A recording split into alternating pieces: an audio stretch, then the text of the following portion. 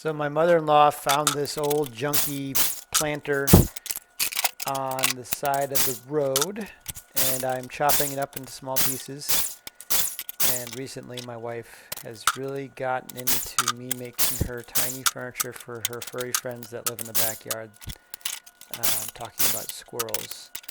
So this is a quick video on upcycling old wood into a pergola for squirrels.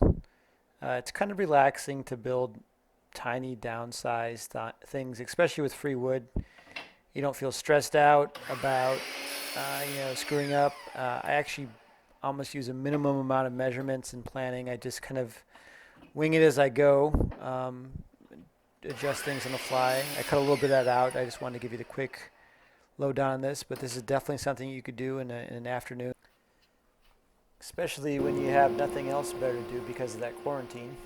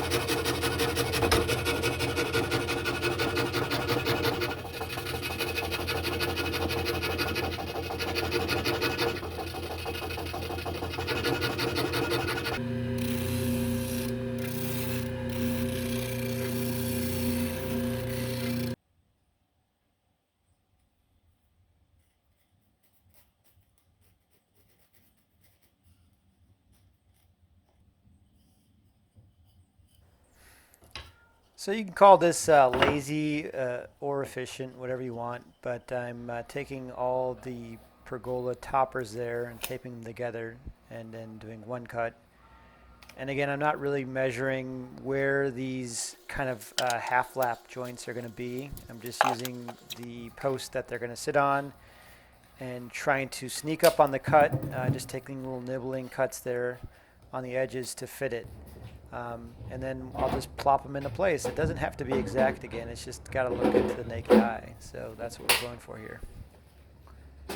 I think as I get older and do more woodworking, I find little tricks to just save time. I used to measure everything to the nth degree, but here I'm just taking the post that this pergola topper is going to sit on to get my blade height.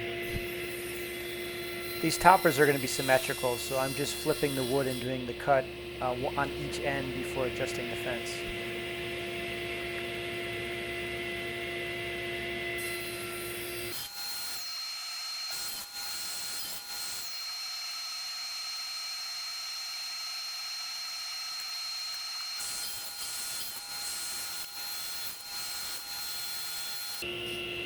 Since I don't have a dado stack on here and I'm taking multiple small cuts, I move the piece of wood over the top of the blade to kind of clean up the joint.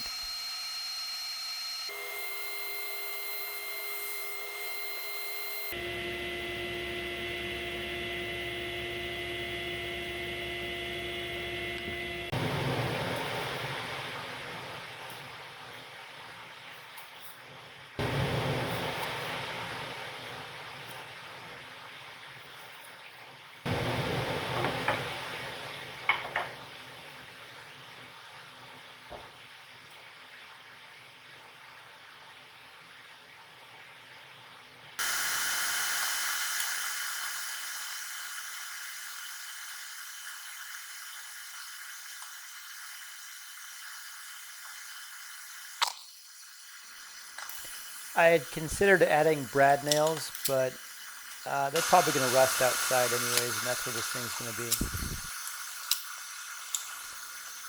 I pretty much check two things. I want to make sure those three pieces of wood at the bottom of the pergola base are perfectly flush with one another. And then at the top, I use a square piece of wood to make sure that they're square, of course.